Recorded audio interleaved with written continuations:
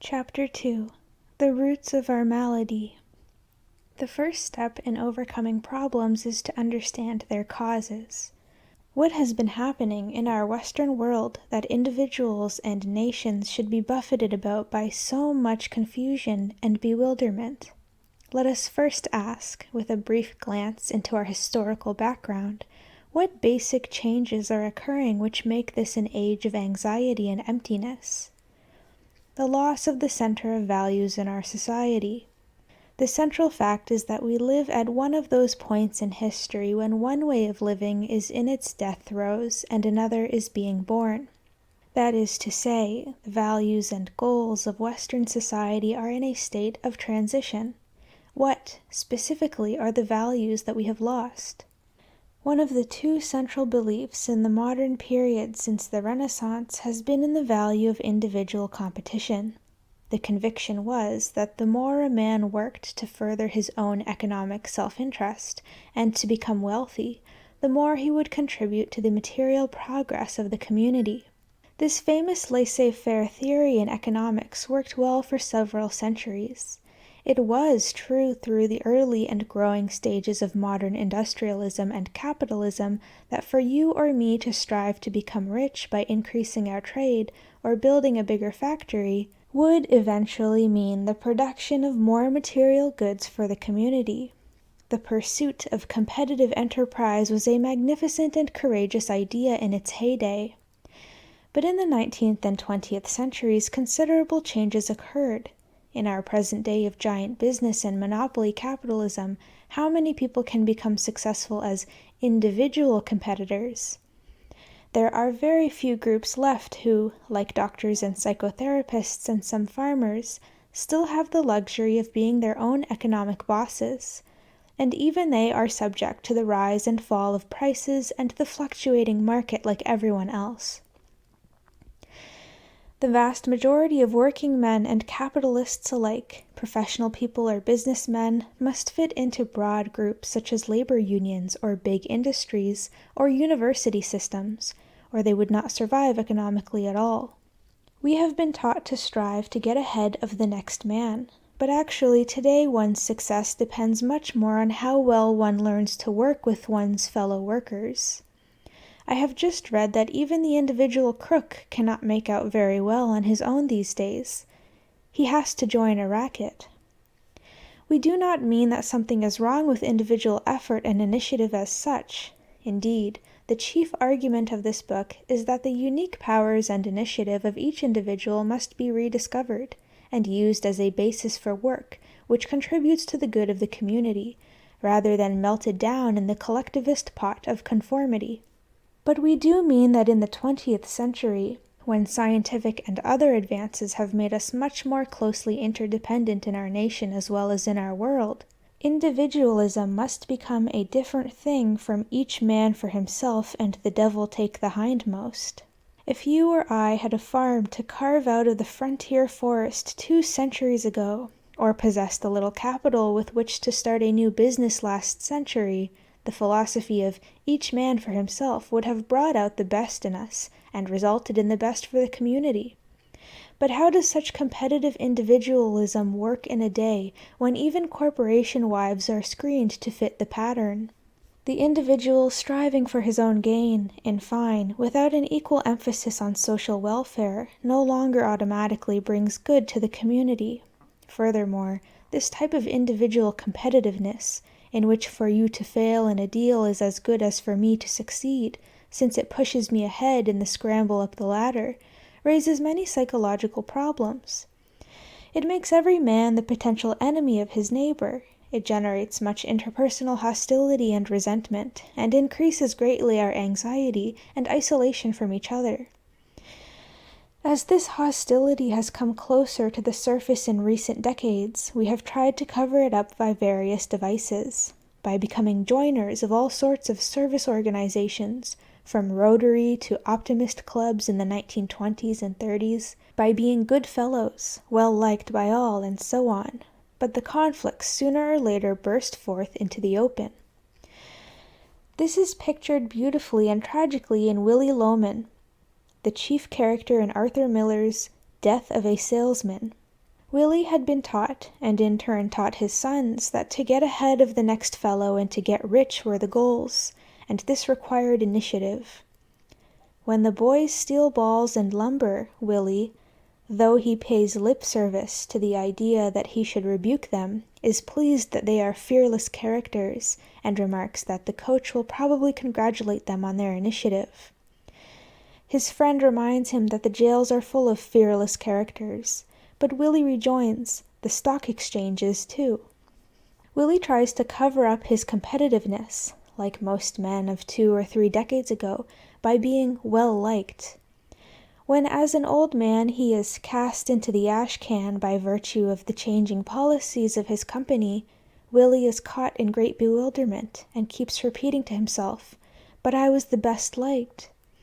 His confusion in this conflict of values, why does what he was taught not work, mounts up until it culminates in his suicide. At the grave, one son continues to insist he had a good dream, to come out number 1, but the other son accurately sees the contradiction which such an upheaval of values leads to. He never knew who he was. The second central belief in our modern age has been the faith in individual reason. This belief, ushered in at the Renaissance like the belief in the value of individual competitiveness which we have just been discussing, was magnificently fruitful for the philosophical quests of the Enlightenment in the 17th century, and served as a noble charter for the advances in science and for movements toward universal education. In these first centuries of our period, individual reason also meant universal reason. It was a challenge to each intelligent person to discover the universal principles by which all men might live happily. But again a change became apparent in the 19th century. Psychologically, reason became separated from emotion and will. The splitting up of the personality was prepared by Descartes in his famous dichotomy between body and mind, which will dog our tracks throughout this book. But the full consequences of this dichotomy did not emerge till last century. For the late 19th and early 20th century man, reason was supposed to give the answer to any problem. Willpower was supposed to put it into effect, and emotions, well, they generally got in the way and could best be repressed. Lo and behold, we then find reason, now transformed into intellectualistic rationalization, used in the service of compartmentalizing the personality, with the resulting repressions and conflict between instinct and ego, and superego, which Freud so well described. When Spinoza in the 17th century used the word reason, he meant an attitude toward life in which the mind united the emotions with the ethical goals and other aspects of the whole man. When people today use the term, they almost always imply a splitting of the personality. They ask us in one form or another, should I follow reason, or give way to sensual passions and needs, or be faithful to my ethical duty?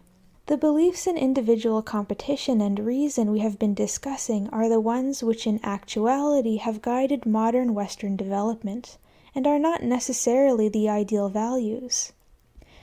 To be sure, the values accepted as ideal by most people have been those of the Hebrew Christian tradition allied with ethical humanism, consisting of such precepts as love thy neighbor, serve the community, and so on.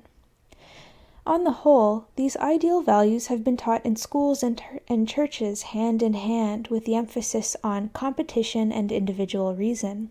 We can see the watered-down influence of the values of service and love coming out in roundabout fashion in the service clubs and the great emphasis on being well-liked. Indeed, the two sets of values, the one running back many centuries to the sources of our ethical and religious traditions in ancient Palestine and Greece, and the other born in the Renaissance, were to a considerable extent wedded. For example, Protestantism, which was the religious side of the cultural revolution beginning in the Renaissance, expressed the new individualism by emphasizing each person's right and ability to find religious truth for himself. The marriage had a good deal to be said for it, and for several centuries the squabbles between the marriage partners were ironed out fairly well.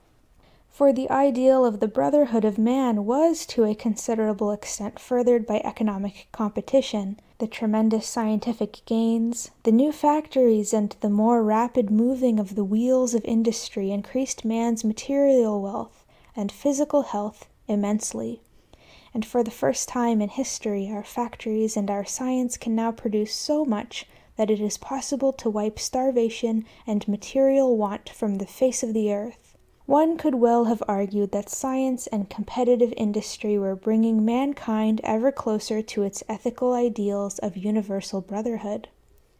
But in the last few decades, it has become clear that this marriage is full of conflict, and is headed for drastic overhauling or for divorce.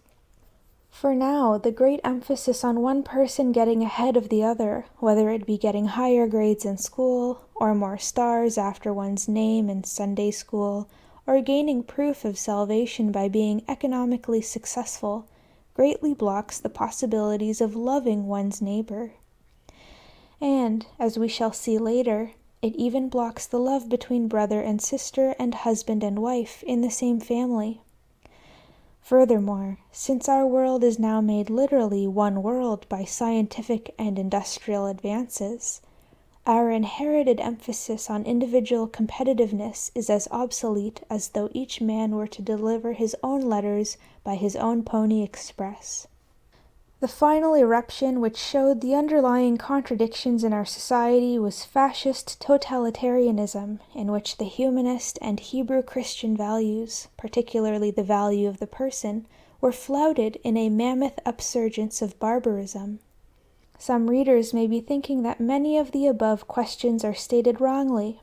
Why does economic striving need to be against one's fellow men? And why reason against emotion?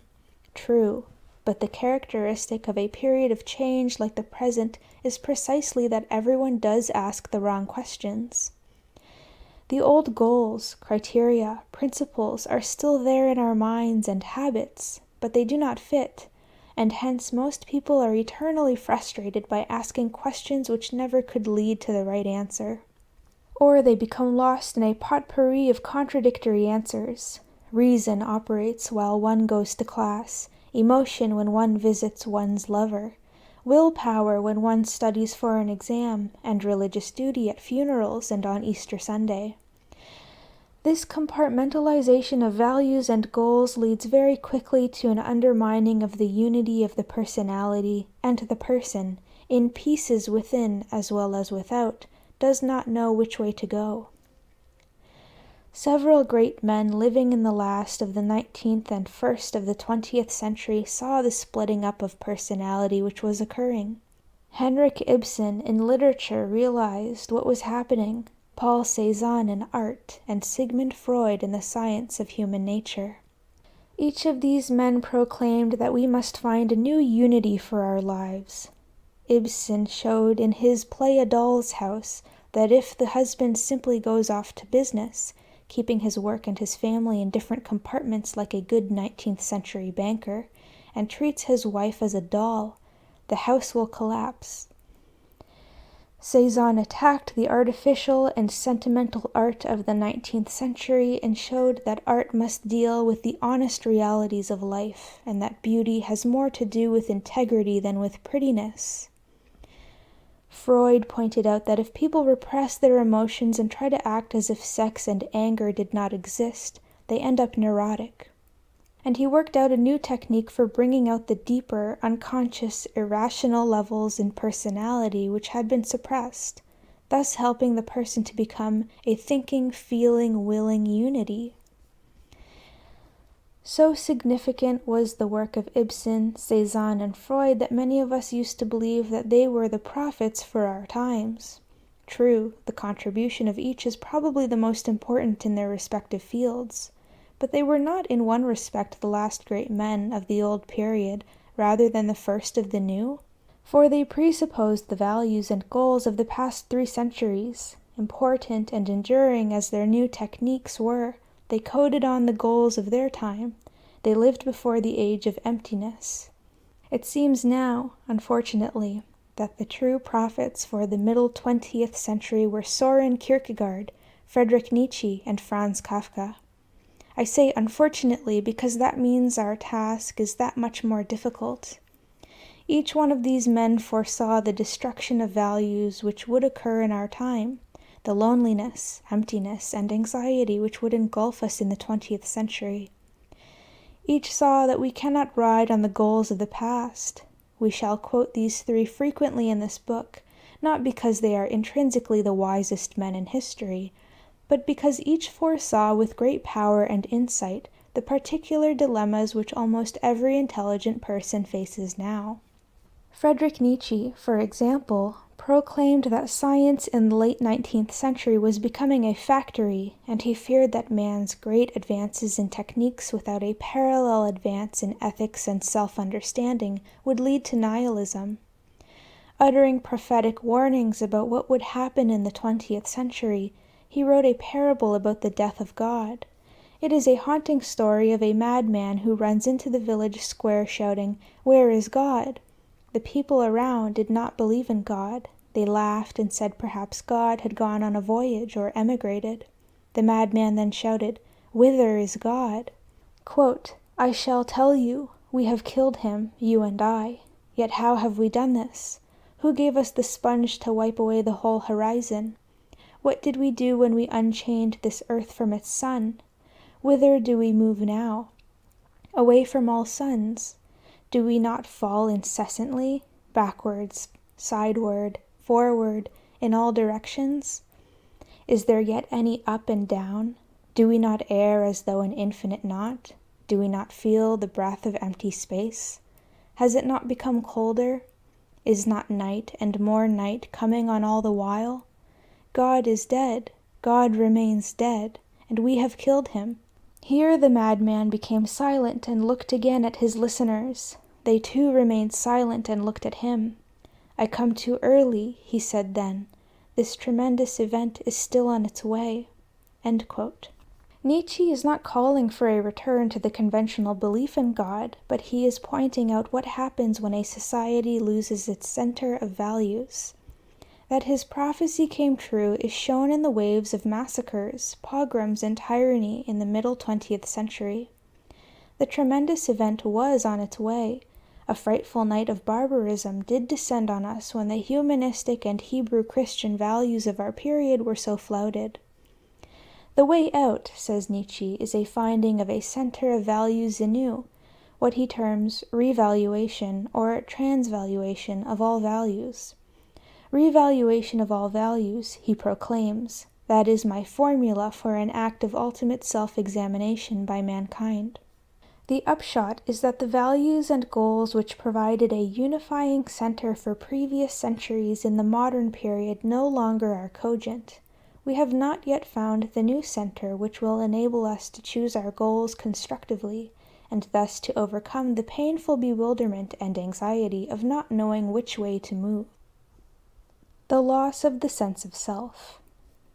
Another root of our malady is our loss of the sense of the worth and dignity of the human being. Nietzsche predicted this when he pointed out that the individual was being swallowed up in the herd, and that we were living by a slave morality. Marx also predicted it when he proclaimed that modern man was being dehumanized, and Kafka showed in his amazing stories how people literally can lose their identity as persons. But this loss of the sense of self did not occur overnight.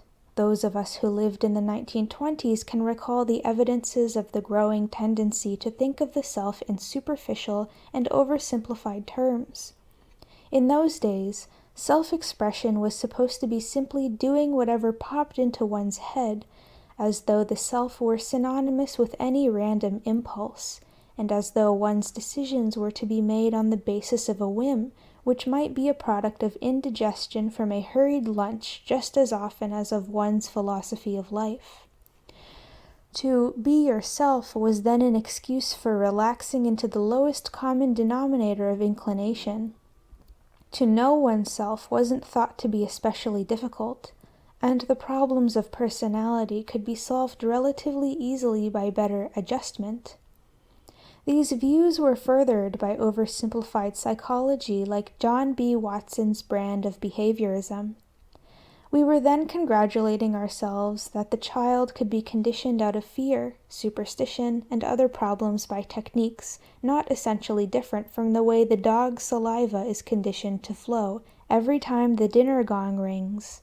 These superficial views of the human situation were also furthered by the belief in automatic economic progress. We would all get richer and richer without too much struggle or suffering. And these views got their final sanction in a religious moralism flourishing in the 1920s, which had never developed beyond the Sunday school stage, and smacked more of Cooism and Pollyannaism than of the profound insights of the historical, ethical, and religious leaders. Practically everyone who put pen to paper in those days shared the same oversimplified view of the human being. Bertrand Russell, who I believe would take a quite different view today, wrote in the 1920s that science was advancing so rapidly that soon we would give people whatever temperament one desired, choleric or timid, strongly or weakly sexed, merely by chemical injections into the body. This kind of push-button psychology was due for the satire which Aldous Huxley gave it in his Brave New World. Though the 1920s seemed to be a time when men had great confidence in the power of the person, it was actually the opposite. They had confidence in techniques and gadgets, not in the human being. The oversimplified mechanical view of the self really betokened an underlying lack of belief in the dignity, complexity, and freedom of the person. In the 2 decades since the 1920s, the disbelief in the power and dignity of the person became more openly accepted, for there appeared a good deal of concrete evidence that the individual self was insignificant and that one's personal choices didn't matter. In the face of totalitarian movements and uncontrolled economic earthquakes like the Major Depression, we tended to feel smaller and smaller as persons. The individual self was dwarfed into as ineffectual a position as the proverbial grain of sand pushed around by ocean breakers. We move on as the wheel wills. One revolution registers all things, the rise and fall, in pay and prices. Most people now, therefore, are able to find good external reasons for their belief that as selves they are insignificant and powerless. For how can one act, they will ask, in the face of the giant economic, political, and social movements of the time? Authoritarianism in religion and science, let alone politics, is becoming increasingly accepted, not particularly because so many people explicitly believe in it, but because they feel themselves individually powerless and anxious. So what else can one do, goes the reasoning, except follow the mass political leader, as happened in Europe, or follow the authority of customs, public opinion, and social expectations, as is the tendency in this country? What is forgotten in such reasoning is, of course, the fact that the loss of belief in the worth of the person is partly the cause of these mass social and political movements. Or, to put it more accurately, the loss of the self and the rise of collectivist movements, as we have pointed out, are both the result of the same underlying historical changes in our society. We need, therefore, to fight on both flanks, to oppose totalitarianism and the other tendencies toward dehumanization of the person on one flank, and to recover our experience and belief in the worth and dignity of the person on the other. A startling picture of the loss of the sense of self in our society is given in a short novel, The Stranger, by the contemporary French author Albert Camus. It is the story of a Frenchman who is extraordinary in no respect. Indeed, he might well be called an average modern man. He experiences the death of his mother, goes to work, and about the ordinary things of life, has an affair and sexual experiences, all without any clear decision or awareness on his part. He later shoots a man, and it is vague even in his own mind whether he shot by accident or in self-defense. He goes through a murder trial and is executed, all with a horrible sense of unreality, as though everything happened to him. He never acted himself. The book is pervaded by a vagueness and haze which is frustrating and shocking, like the similar haze of indecisiveness in Kafka's stories. Everything seems to take place in a dream, with the man never really related to the world or anything he does or to himself. He is a man without courage or despair, despite the outwardly tragic events, because he has no awareness of himself. At the end, when he is awaiting execution, he almost gets a glimmer of the realization, as expressed, say in the words of George Herbert, "A sick-tossed vessel dashing on each thing, my God, I mean myself." Almost, but not quite. There is not enough sense of himself for even that to break through. The novel is a haunting and subtly terrifying picture of the modern man who is truly a stranger to himself. Less dramatic illustrations of the loss of the sense of power of the self are present all around us in contemporary society, and, indeed, are so common that we generally take them for granted. For example, there is the curious remark made regularly towards at the end of radio programs, "Thanks for listening." This remark is quite amazing when you come to think of it. Why should the person who is doing the entertaining, who is giving something ostensibly of value, thank the receiver for taking it? To acknowledge applause is one thing, but thanking the recipient for deigning to listen and be amused is a quite different thing. It betokens that the action is given its value, or lack of value, by the whim of the consumer, the receiver. In the case of our illustration, the consumers being their majesties, the public. Imagine Chrysler, after playing a concerto, thanking the audience for listening. The parallel suggested by the radio announcer's remark is the court jester, who not only had to perform but at the same time to beg the majesties who watched to deign to be amused, and proverbially the court jester was in as humiliating a position as a human being could occupy. Obviously, we are not criticizing radio announcers as such. This remark merely illustrates an attitude which runs through our society. So many people judge the value of their actions not on the basis of the action itself, but on the basis of how the action is accepted. It is as though one had always to postpone his judgment until he looked at his audience.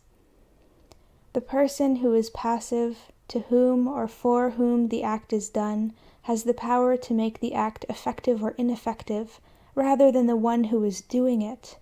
Thus we tend to be performers in life, rather than persons who live and act as selves. Are you enjoying this reading so far? Welcome to Right Here Audio, the group run by students for students who wish they had someone to read academic literature to them. We read content for anyone who has a hard time reading by themselves. This includes persons with blindness, dyslexia, ADHD, and anyone else who could use some support. Do you have anything you would like us to read for you? Comment down below and we'll get started. For those of you who have supported us since day one, we are so grateful for your support. And if you're new or haven't subscribed yet, join our small community dedicated to increasing accessibility one small step at a time. Now, let's get back to our reading. To use an illustration from the sphere of sex, it is as though a man were to perform intercourse in the attitude of imploring the woman to please be satisfied, an attitude which actually exists, though often unconsciously, among men in our society more widely than it is generally realized. And, to illustrate how this attitude backfires in personal relations, we may add that if the man is mainly concerned with satisfying the woman, his full abandon and active strength do not come into the relationship, and in many cases this is precisely the reason the woman does not receive full gratification. No matter how skillful the gigolo's technique, what woman would choose it as a substitute for the reality of passion? The essence of the gigolo, court gesture attitude is that power and value are correlated not with action but with passivity. Another example of how the sense of self has been disintegrating in our day can be seen when we consider humor and laughter. It is not generally realized how closely one's sense of humor is connected with one's sense of selfhood. Humor normally should have the function of preserving the sense of self. It is an expression of our uniquely human capacity to experience ourselves as subjects who are not swallowed up in the objective situation.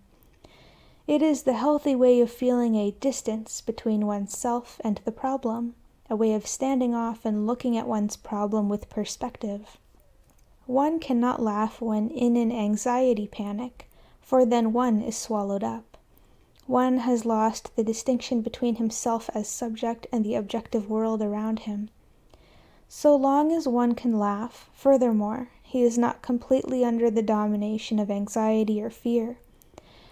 Hence the accepted belief in folklore that to be able to laugh in times of danger is a sign of courage. In cases of borderline psychotics, so long as the person has genuine humor, so long, that is, as he can laugh, or look at himself with the thought, as one person put it, "What a crazy person I've been," he is preserving his identity as a self. When any of us, neurotic or not, get insights into our psychological problems, our spontaneous reaction is normally a little laugh, the aha of insight, as it is called. The humor occurs because of a new appreciation of oneself as a subject acting in an objective world. Now, having seen the function humor normally fills for the human being, let us ask, what are the prevalent attitudes toward humor and laughter in our society? The most striking fact is that laughter is made a commodity. We speak of a laugh, or one remarks that a movie or radio program has such and such number of laughs, as shown by a computing and volume recording machine, as though laughter was a quantity like a dozen oranges or a bushel of apples. To be sure, there are some exceptions. The writings of E.B. White, for a rare example, show how humor can deepen the reader's feeling of worth and dignity as a person, and remove blinds from his eyes as he confronts the issues facing him. But in general, humor and laughter in our day mean laughs in quantitative form produced by mail-order push-button techniques, as is the case, let us say, of the productions of the gag writers for the radio. Indeed, the term gag is a fitting one. The laughs serve as laughing gas, in Thorstein Veblen's vivid phrase, to furnish a dulling of sensitivities and awareness, just as gas does in actuality. Laughter is then an escape from anxiety and emptiness in ostrich fashion, rather than a way of gaining new and more courageous perspective in facing one's perplexities. Such laughter, which is often expressed in the raucous guffaw, may have the function of a simple release of tension, like alcohol or sexual stimulation, but again, like sex or drinking, when engaged in for escapist reasons, this kind of laughter leaves one as lonely and unrelated to himself afterwards as before. Some laughter, of course, is of the vindictive type. This is the laugh of triumph, the telltale mark of which is that the laughter bears no relation to smiling. One may thus laugh in anger or rage. It often seemed to me that this was the kind of grimace one saw on the face of Hitler in the photographs in which he was supposed to be smiling. Vindictive laughter goes along with seeing oneself as triumphant over other selves, rather than being an indication of a new step in the achievement of one's own selfhood. Vindictive laughter, as well as the quantitative laughter of the laughing gas variety, reflects the humor of people who have to a great extent lost the sense of the dignity and significance of persons. The loss of the sense of the significance and worth of the self, indeed, will be one of the major stumbling blocks for some readers in following the discussion throughout this book. Many persons, sophisticated as often as unsophisticated ones, have lost their conviction of how crucially important the problem of rediscovering the sense of self is. They still assume that being oneself means only what self-expression meant in the 1920s, and they may then ask, with some justification on the basis of their assumptions, would not being oneself be both unethical and boring? And does one have to express oneself in playing Chopin? Such questions themselves are evidence of how far the profound meaning of being oneself has been lost. Thus, many people in our day find it almost impossible to realize that Socrates, in his precept "Know thyself," was urging upon the individual the most difficult challenge of all. And they likewise find it almost impossible to understand what Kierkegaard meant when he proclaimed, "To venture in the highest sense is precisely to become conscious of oneself." The loss of our language for personal communication. Along with the loss of the sense of self has gone a loss of our language for communicating deeply personal meanings to each other. This is one important side of the loneliness now experienced by people in the Western world. Take the word love, for example, a word which obviously should be most important in conveying personal feelings. When you use it, the person you are talking to may think you mean Hollywood love, or the sentimental emotion of the popular songs, "I love you, my baby loves me," or religious charity, or friendliness, or sexual impulse, or whatnot. The same is true about almost any other important word in the non-technical areas: truth, integrity, courage, spirit, freedom, and even the word self. Most people have private connotations for such words which may be quite different from their neighbor's meaning, and hence some people even try to avoid using such words. We have an excellent vocabulary for technical subjects, as Erich Fromm has pointed out. Almost every man can name the parts of an automobile engine clearly and definitively. But when it comes to meaningful interpersonal relations, our language is lost. We stumble.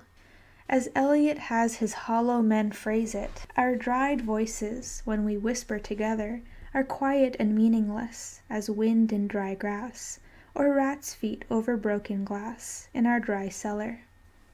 This loss of the effectiveness of language, it may seem strange to point out, is a symptom of a disrupted historical period.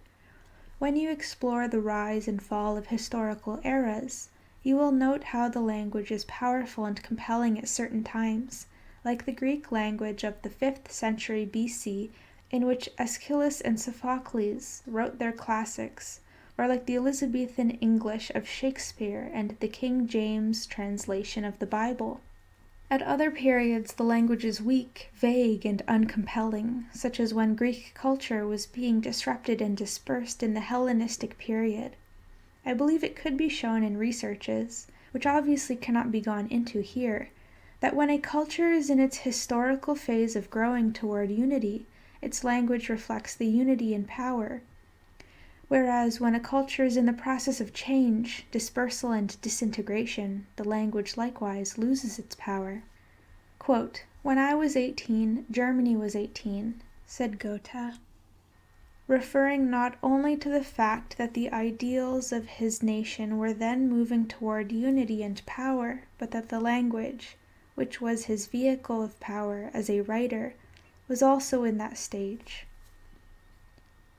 In our day, the study of semantics is of considerable value, to be sure, and is to be commended, but the disturbing question is why we have to talk so much about what words mean that, once we have learned each other's language, we have little time or energy left for communicating.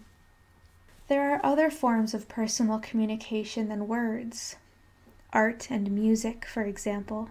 Painting and music are the voices of the sensitive spokesman in the society communicating deeply personal meanings to others in the society, as well as to other societies and other historical periods.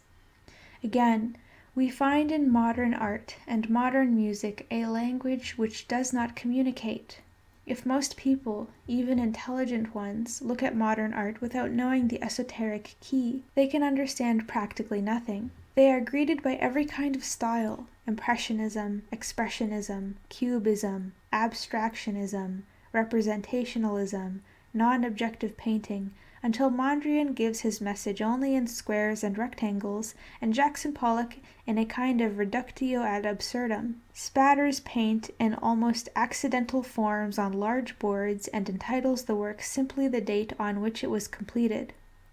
I of course imply no criticism of these artists, both of whom happen to give me pleasure, but does it not imply something very significant about our society that talented artists can communicate only in such limited language? If you visit the Art Students League in New York, which has perhaps the largest group of outstanding American artists as teachers and the most representative body of students, you will be surprised to find the classes in practically every studio painting in a distinctly different style, and you will have to shift emotional gears every 20 steps.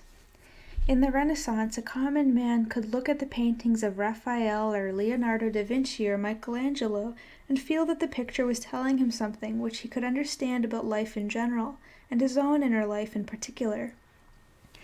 But if an untutored man walked through the galleries on 57th Street in New York City today and saw, let us say, exhibits by Picasso, Dali, and Marie, he might well agree that something important was being communicated, but he would no doubt wager that only God and the artist knew what it was. For his own part, he would probably be bewildered, and possibly somewhat irritated. Nietzsche said a person is to be known by his style, that is, by the unique pattern which gives underlying unity and distinctiveness to his activities. The same is partly true about a culture. But when we ask what is the style of our day, we find that there is no style which can be called modern. The one thing these many modern different movements in art have in common, beginning with the great work of Cézanne and Van Gogh, is that they all are trying desperately to break through the hypocrisy and sentimentality of 19th century art. Consciously or unconsciously, they seek to speak in their painting from some solid reality in the self experiencing the world. But beyond this desperate search for honesty, which is much like that of Freud and Ibsen in their respective fields, there is only a potpourri of styles, making all necessary qualifications for the fact that time has not yet done its sifting for the modern period as it has, say, for the Renaissance. It is still true that this potpourri is a revealing picture of the disunity of our times. The pictures that are discordant and empty, as are so many in modern art, are thus honest portrayals of the condition of our time. It is as though every genuine artist were frantically trying different languages to see which one would communicate the music of form and color to his fellow men, but there is no common language. We find a giant like Picasso shifting in his own lifetime from style to style, partly as a reflection of the shifting character of the last 4 decades in Western society, and partly like a man dialing a ship's radio on the ocean, trying vainly to find the wavelength on which he can talk to his fellow men. But the artists, and the rest of us too, remain spiritually isolated and at sea, and so we cover up our loneliness by chattering with other people about the things we do have language for, the World Series, business affairs, the latest news reports. Our deeper emotional experiences are pushed further away, and we tend, thus, to become emptier and lonelier. Little we see in nature that is ours. People who have lost the sense of their identity as selves also tend to lose their sense of relatedness to nature. They lose not only their experience of organic connection with inanimate nature, such as trees and mountains, but they also lose some of their capacity to feel empathy for animate nature, that is, animals. In psychotherapy, persons who feel empty are often sufficiently aware of what a vital response to nature might be to know what they are missing. They may remark, regretfully, that though others are moved by a sunset, they themselves are left relatively cold, and though others may find the ocean majestic and awesome, they themselves, standing on rocks at the seashore, don't feel much of anything. Our relation to nature tends to be destroyed not only by our emptiness, but also by our anxiety. A little girl coming home from school after a lecture on how to defend oneself against the atom bomb asked her parent, "Mother, can't we move someplace where there isn't any sky?"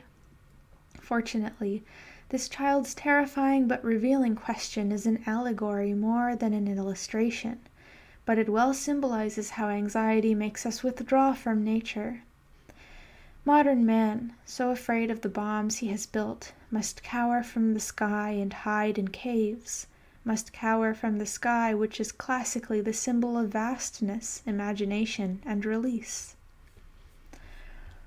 On a more everyday level, our point is simply that when a person feels himself inwardly empty, as is the case with so many modern people, he experiences nature around him also as empty, dried up, dead.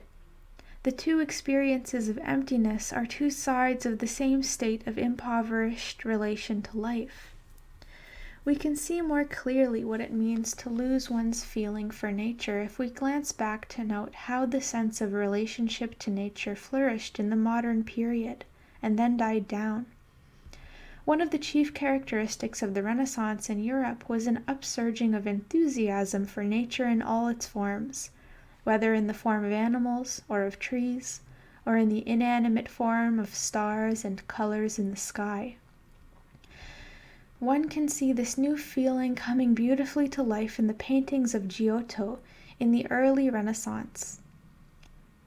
If, after looking at the stylized and stiff forms of nature in medieval art, you suddenly come upon the frescoes of Giotto, you will be surprised by the most charming sheep, lively dogs, and winsome donkeys, all presented as vital parts of human experience. And you will likewise be surprised to see that Giotto, in contrast to the artists of the Middle Ages, paints rocks and trees as natural forms delightful for their own beauty, not simply for their symbolic religious message, and that, also in contrast to medieval art, he shows human beings experiencing joy, grief, contentment as individual emotions. His paintings tell us more powerfully than words that when a human being experiences himself as an identity who actively feels his relation to life as an individual, he also experiences an alive relation to animals and nature. The new appreciation of nature was also shown in the Renaissance enthusiasm for the human body. One can see this in many forms, in the sensuality of Boccaccio's stories, in the heroically powerful and harmonious bodies of Michelangelo's paintings, and in the feeling for the physical as part of the many-sided, organic approach to life in Shakespeare's dramas. It was shown, furthermore, in the new enthusiasm for the scientific study of nature, one aspect, thus, of the strength of these towering individuals of the Renaissance, those universal men, was their strong feeling for nature. But by the 19th century, the interest in nature had become increasingly technical. Man's concern now was chiefly to master and manipulate nature. The world had become disenchanted, in Paul Tillich's colorful phrase. To be sure, the disenchantment process had begun way back in the 17th century, when Descartes taught that the body and mind were to be separated, that the objective world of physical nature and the body, which could be measured and weighed, was radically different from the subjective world of man's mind and inner experience. The practical result of this dichotomy was that subjective, inner experience, the mind side of the dichotomy, tended to be put on the shelf, and modern man had a heyday pursuing, with great success, the mechanical, measurable aspects of experience. So by the 19th century, nature had largely become impersonal, as in science, or an object to be calculated for the purpose of making money, as the geographer charts the seas for the purposes of commerce. Obviously, when we point out that the overemphasis on things which could be calculated and manipulated went hand in hand with the growth of industrialism and bourgeois commerce, we were implying no criticism of machines and technical progress as such. We mean simply to point out the historical fact that in this development, nature became separated from the individual's subjective, emotional life. Near the beginning of the 19th century, William Wordsworth, among others, clearly saw this loss of the feeling for nature, and he saw the overemphasis on commercialism which was partly its cause and the emptiness which would be its result.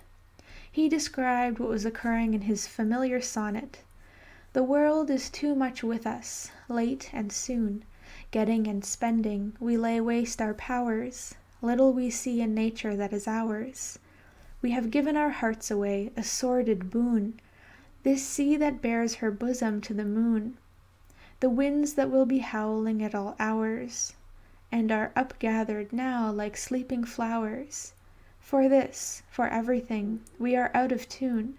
It moves us not. Great God, I'd rather be a pagan suckled in a creed outworn. So might I, standing on this pleasant lea, have glimpses that would make me less forlorn, have sight of Proteus rising from the sea, or hear old Triton blow his wreathed horn." It is not by poetic accident that Wordsworth yearns for such mythological creatures as Proteus and Triton. These figures are personifications of aspects of nature. Proteus, the god who keeps changing his shape and form, is a symbol for the sea which is eternally transforming its movement and its color. Triton is the god whose horn is the seashell, and his music is the echoing hum one hears in the large shells on the shore. Proteus and Triton are examples of precisely what we have lost, namely the capacity to see ourselves and our moods in nature, to relate to nature as a broad and rich dimension of our own experience. Descartes' dichotomy had given modern man a philosophical basis for getting rid of the belief in witches, and this contributed considerably to the actual overcoming of witchcraft in the 18th century. Everyone would agree that this was a great gain, but we likewise got rid of the fairies, elves, trolls, and all of the demi-creatures of the woods and earth. It is generally assumed that this, too, was a gain, since it helped sweep man's mind clean of superstition and magic. But I believe this is an error. Actually, what we did in getting rid of the fairies and the elves and their ilk was to impoverish our lives, and impoverishment is not the lasting way to clear men's minds of superstition.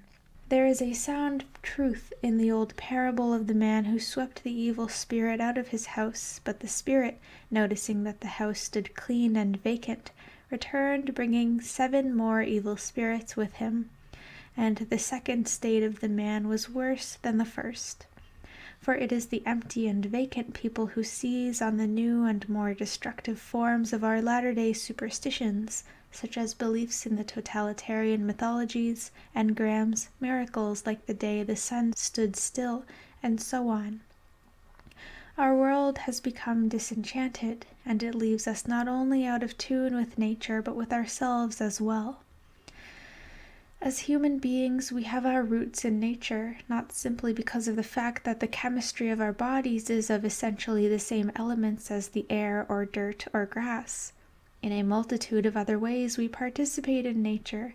The rhythm of the change of seasons or of night and day, for example, is reflected in the rhythm of our bodies, of hunger and fulfillment, of sleep and wakefulness, of sexual desire and gratification, and in countless other ways.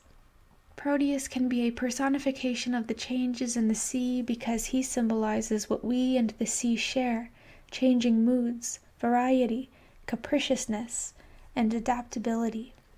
In this sense, when we relate to nature, we are but putting our roots back into their native soil.